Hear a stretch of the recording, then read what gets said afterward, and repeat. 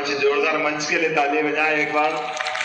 और अपने आप के लिए भी, हम खड़े खड़े थक गए, आप चल चल के थक गए, थके दो ही तरफ है, लेकिन जितने आनंद के साथ ये पूरा आपने कार्यक्रम का स्वरूप बनाया, मैं तो खुद ही देख देख के हैरान था। कभी हवा में हनुमान जी आ रहे थे कि कहां से आ गए भैया, ये कोई हवा में हनुमान जी आते हैं कहां से, क्या भगवान ही माली गिरे। वो कोई 200 फीट की माला 100 फीट इसी ने 100 फीट थी, और वो क्रेन से उठा के तब जो भी आइडिया लगाया पता नहीं। एक बार अपने आप के लिए जोरदार तालियां बजाए, क्योंकि जिस चौक में अपन बात कर रहे हैं ये भगवान का प्रांगण है, गोपाल मंदिर का प्रांगण अपन बोलते हैं। और गोपाल मंदिर के प्रांगण में गोपाल जी के यहाँ एक बहुत अच्छा इतिहास पुराना है। वो इतिहास हम सबको याद होना चाहिए, मैं दोबारा दोहरा रहा हूं। मोहम्मद गजनवी ने जब सोमनाथ का मंदिर तोड़ा और तोड़ करके वो लूट करके वहां का सारा माल असबाब ले गया, तो जब हम कमजोर थे तो कोई बात नहीं, वो ले जाए। लेकिन जब हम जैसे सक्षम हुए, महाराज सिंधिया अपने उज्जैन के राजा, उज्जैन से तलवार के बल पे अफगानिस्तान के आगे काबुल से जाकर के मां सोमनाथ का दरवाजा लेके आते और गोपाल मंदिर में लगाते हैं। अपना ये पुराना इतिहास इस बात के लिए एहसास कराता है। चांदी का पन्ने का दरवाजा और गोपाल कृष्ण की जूठी में लगा हुआ हीरा, यहाँ के लोग अपने उस स्वाभिमान को जिंदा रखने के बाद उस गौरवशाली पल के लिए जीते हैं। ये उसके उदाहरण है, हम सबके लिए सौभाग्य की बात है। और मुझे इस बात का आनंद है, जाने अनजाने पता नहीं हमारे अपने उज्जैन में कोई घटना हुई तो एक राजनीतिक घटना जरूर महाराज सिंधिया जी ने करी थी। बाबा है ना यहाँ मौजूद, क्या थी बाबा पॉलिटिकल घटना कि कोई कारण से राजधानी ले जाना थी यहाँ से ग्वालियर। तो ग्वालियर राजधानी ले जाने में इच्छा तो उतनी थी, लेकिन महाराज जी चले गए, शांत हो गए। दौलतराव जी सिंधिया साहब के समय 1812 में राजधानी गई,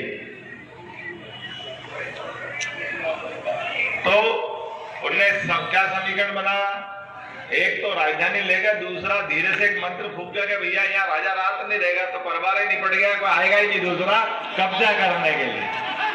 ये थी उनकी राजनीतिक रणनीति। अब राजनीतिक रणनीति के हिसाब से हमारे भी जाने अनजाने अपन भी कहते राजा रात नहीं देगा, राजा रात नहीं देगा। अरे राजा तो बाबा महाकाल है, हम तो सब बेटे हैं उनके, क्यों रात नहीं देंगे। बाबा महाकाल के बाल बच्चे हम हैं, अगर हम उनके बच्चे हैं तो, और अगर बाप को मारना है तो दुनिया की कौन सी ताकत महाकाल से बाहर है क्या? नगर निगम के बाहर नहीं रहेगी, ये कैसे हो सकता है? बाबा महाकाल नगर निगम तक ही रहेंगे, ये कौन सी बात? ब्रह्मांड में कहां कोई बच सकता है? बाबा महाकाल ने अगर तेरी निगाह कर ली तो बाबा तो जन्म देने वाले हैं, आशीर्वाद देने वाले हैं। इसलिए बाबा ने कहा बेटा बाबा तुम्हारे उज्जैन में दे देता तो झंझट ही खत्म। आप ही तो काय का डर है यार? उनने कहा बाबा को ये लोगों का डर मिटाना है। अपन खुद है कि अपन लाए, उनने कहा लाए नहीं दादा, मैं तो तुमको दे रहा हूं। और ये बिल्कुल आनंद की बात है। देखो आप, बहुत अच्छी बात है। अभी बीच में से चिंतामन जी ने भी कही थी, उधर मोदी जी ने कहा कि बनारस में संभालता हूं, मोहन जी तुम संभालो उज्जैन, चलने तो हमारा अपना बाबा महाकाल और विश्वनाथ भगवान की। और हमने तो ये सिलसिला चालू रखा है, आज नहीं पिछले 5 साल से हमारी दोनों की बनारस और उज्जैन की एक दोस्ती चल रही है। वो अयोध्या में दीपक का रिकॉर्ड तोड़ते तो हम शिवरात्रि में रिकॉर्ड उज्जैन में तोड़ देते हैं। हमारा लाखों का रिकॉर्ड बनता रहता है और उस रिकॉर्ड को हर बार तोड़ते हैं, क्योंकि हमारा अपना ये जो आनंद है, इस आनंद को देवस्थान के आधार पर संस्कृति को समझाने का भी तरीका होना चाहिए। और ये बात सही है कि लोग अपने हिसाब से मुख्यमंत्री कहेंगे ले तो मैं तो मुख्य सेवक के रूप में ही काम करूंगा, मुझे ध्यान में आएगा कि मैं प्रदेश का मुख्य सेवक हूं। और काम के मामले में परमात्मा की दया है, मैंने कलेक्टर से कहा कि घर बाद में जाऊंगा, पहले कैंडिडेट का रास्ता दिखाना, बहुत दिन से काम अधूरा पड़ा है, उसका निराकरण करना है। और ये जो सबकी डिमांड है, अनिल जी से बात हुई, दूसरे अनिल जी से बात हुई, इनने कहा कि यार ये थोड़े पैसे कम पड़ रहे हैं, तो वो सेंट्रल लाइटिंग नहीं हो रही। मैंने कहा चिंता मत करो, तुम्हारा भाई के पास है तो सही, तुम्हें क्या फर्क पड़ेगा, जो पैसा लगाएगा सोनू जी लगा देंगे, गलत तो नहीं है। इनमें सेंट्रल लाइटिंग करेंगे ताकि रोड का अधिकतम उपयोग हो जाए। रोड क्यों छोटा करो, बार बार मकान टूटेंगे नहीं, बार बार क्यों परेशान करना है किसी को। और सुविधा का मामला है तो एक बार में होना चाहिए, जो हो जाए तो 4 करोड़ रुपए लगेगा तो दे देंगे, कोई परेशानी नहीं है, निश्चित रूप से उसको सुधारेंगे।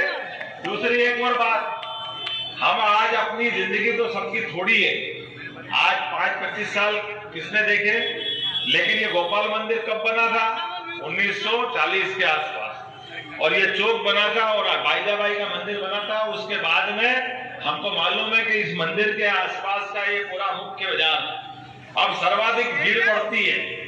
महापौर भी यहाँ बैठे, महापौर जी है ना, महापौर जी से बात हो गई, तैयार हो ना, हमने सांसद विधायक सबसे तो बात कर ली कि अपने को पार्किंग की जगह कम पड़ रही है और चौक की जरूरत भी पड़ रही है। जितना ये चौक है तो अपना नगर निगम में आपको पैसा जरूरत पड़ी दे दूंगा, ये जितने दुकानदार है बस उतनी मल्टी लेवल पार्किंग बनाना, बाकी पूरा खुला मैदान कर देना, यहाँ पे डबल मैदान है, गोपाल मंदिर का आनंद आ जाएगा।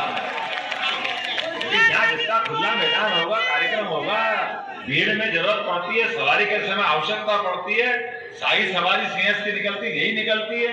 अभी कभी कोई घटना दुर्घटना हो जाए तो ये बड़ी भीड़ को अवेरने की जगह कहाँ है, बाकी तो सब तो मकान ही मकान है।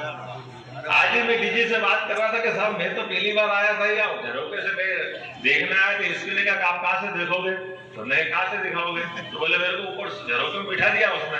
और जो यहाँ भीड़ पड़ती है, अब हमको तो मालूम, हमको तो मजा आता है हर बार, लेकिन जो पहली बार देखता वो राम राम जब तक भगवान जानेंगे क्या होगा, कोई पूछा नहीं जाए, मर नहीं जाए, पता नहीं क्या होगा, क्योंकि वो वाकई बहुत एकदम अलग टाइप का माहौल रहता है पहली बार वाले के लिए।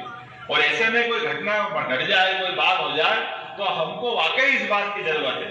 लेकिन हमने कहा कि जो दुकानदार है उन दुकानदार की व्यवस्था जरूर कर देना ताकि दुकानदार को परेशानी नहीं आए, लेकिन बाकी सब जगह अपनी पार्किंग के लिए रहेगी।